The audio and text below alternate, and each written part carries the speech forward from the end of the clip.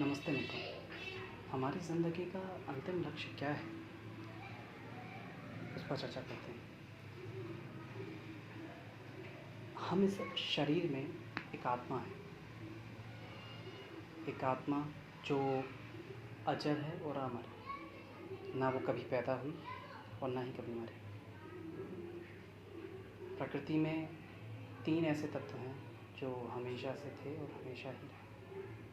ना कभी पैदा हुए और ना ही कभी मरे।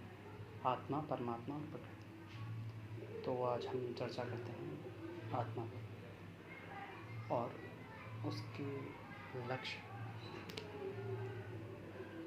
ईश्वर ने, जो कि परमात्मा है, तो उस परमात्मा ने इस आत्मा को धरती पर एक लक्ष्य देकर भेजा। वो लक्ष्य क्या है? हम क्यों इस धरती पर आए हैं? क्यों हमें ये शरीर मिला? इस शरीर को, इस आत्मा को प्रदान करने का उद्देश्य क्या है परमात्मा का? उस उद्देश्य की तरफ बढ़ते रहना ही हमारे ज़िंदगी का सबसे बड़ा लक्ष्य है और वही से परम लक्ष्य कहते हैं। वो है मोक्ष।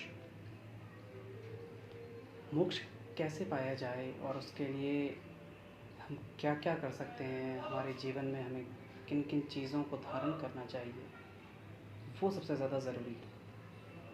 अष्टांग योग मोक्ष को पाने का एक बहुत ही अच्छा और सुगम साधन है। हालांकि ये इतना सरल भी नहीं है कि इसे आसानी से पाया जा सके, पर नामुमकिन तो कुछ होता ही नहीं है। जटिलताएं आती हैं, हमें वहीं उनको पार करना है, कोई और तो पार करेगा नहीं। उद्यमेन हि सिद्धन्ते कार्याणि न मनोरथे न हि सुप्तस्य सिंहस्य प्रविशन्ति मुखे मृगा। जैसे किसी सोते हुए शेर के मुंह में कोई जानवर अपने आप ही नहीं आ जाता। शेर जब शिकार करता है तो उसे स्वयं पुरुषार्थ करके, मेहनत करके उसका शिकार करना पड़ता है, तभी वो अपने लक्ष्य को पा पाता है। वैसे ही हमें भी अपने उस परम लक्ष्य को पाने के लिए स्वयं ही प्रयत्न करना होगा। और वो प्रयत्न इतना जटिल है कि हज़ारों लाखों वर्षों में कोई एक आत्मा ऐसी पैदा होती है जो मोक्ष प्राप्त करती है।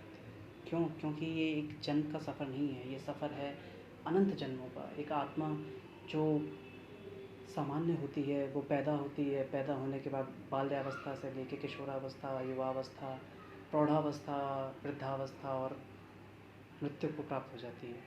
इन अवस्थाओं के दौरान वो अपने आप को किस मार्ग पर ले जाती है और क्या कर्म करती है, उसी से उसके उस लक्ष्य का निर्धारण होता है कि कितना वो लक्ष्य पाए। हो सकता है इस जन्म में वो ना पा पाए, तो उसको फिर से जन्म दिया जाएगा। तब तक जन्म दिया जाता रहेगा जब तक कि वो उस लक्ष्य को प्राप्त न कर ले। अष्टांग योग मोक्ष को प्राप्त करने का एक बहुत ही अच्छा साधन है, जिसमें यम, नियम, आसन, प्राणायाम, प्रत्याहार, धारणा, ध्यान और अंतिम चरण समाधि आदि। अब यम क्या है?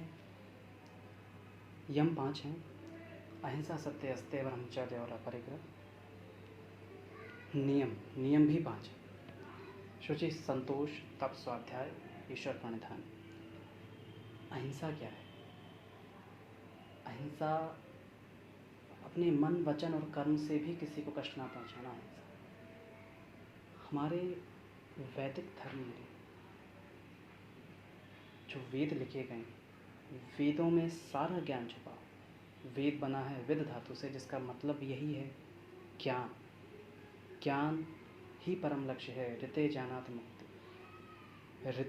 ऋचाओं के ज्ञान से ही मुक्ति है, ऐसा कहा गया। ऋचाएँ हैं जो वेदों में लिखी हुई हैं, उनके ज्ञान के बिना मुक्ति नहीं है, क्योंकि वो एकदम विशुद्ध ज्ञान है। उस ज्ञान के बिना मुक्ति इसीलिए नहीं है क्योंकि वो हज़ारों साल की मेहनत के, ऋषि मुनियों की मेहनत की, रिसर्चेस का फल है। तो उनका ज्ञान इसीलिए प्राप्त करने के लिए कहा गया है क्योंकि उनमें जो लिखा है वो परम शुद्ध है, उससे परे कुछ भी नहीं है, वही परम सत्य है। उनको अगर हम जान लेंगे और अपनी ज़िंदगी में, अपने जीवन में अपनाएंगे, तो हम अपने लक्ष्य तक पहुंचने के लिए एक सरल रास्ता ढूंढ लेंगे। उस पर चलना होगा हमको और हमारा लक्ष्य हमारे सामने होगा। तो आत्मा परमात्मा की विशेष भक्ति से ही उस लक्ष्य को प्राप्त कर सकती है।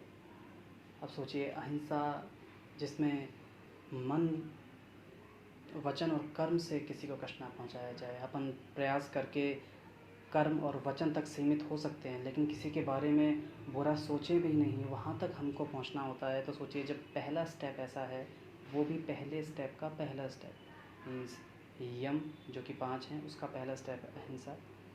उसके भी 3 रूप हैं कि मन से भी किसी को कष्ट ना पहुँचाएँ, तब कहीं जाके हमारी ये स्टेप पहला पूरा होगा। इसीलिए ऐसे ही आगे चलते चले जाएंगे। उन विषयों में मैं अब कभी और चर्चा करूँगा। तो एक लक्ष्य हमको देकर भेजा गया है। सामान्य इंसान इस धरती पर आता है, शादी करता है, बच्चे पैदा करता है, चला जाता है, बीमार हो जाता है। मतलब क्या हम वो कर रहे हैं जो हमें करना चाहिए? ये भी करना चाहिए, मैं ऐसा नहीं कहता ये नहीं करना चाहिए, पर क्या यही करना चाहिए? जानवर भी यही करते हैं, हम भी यही करते हैं। क्या अंतर रहा हम में और उनमें? क्यों किसी आत्मा को विशेष शरीर, मनुष्य शरीर दिया गया? क्योंकि मनुष्य शरीर वो है जो ईश्वर की सर्वोत्कृष्ट रचना है। उससे अच्छी रचना इस संसार में कुछ भी नहीं। समस्त ब्रह्मांड हमारे अंदर समाया हुआ है। अगर हम योग के माध्यम से उसको जानना चाहें तो हम जान सकते हैं, क्योंकि एक आत्मा सब कुछ जान सकती है अपने यौगिक क्रियाओं से। योग अपनी समस्त वृत्तियों का निरोध कर देना है, अपनी समस्त अवांछित बुरी इच्छाओं का दमन करना ही योग है। दमन इसलिए कह रहा हूँ क्योंकि बिना दमन किए, बिना अपने साथ ज़्यादती किए आप किसी लक्ष्य की तरफ नहीं बढ़ सकते। किसी लक्ष्य की तरफ बढ़ना है तो आपको अपने आप को कष्ट देना ही होगा।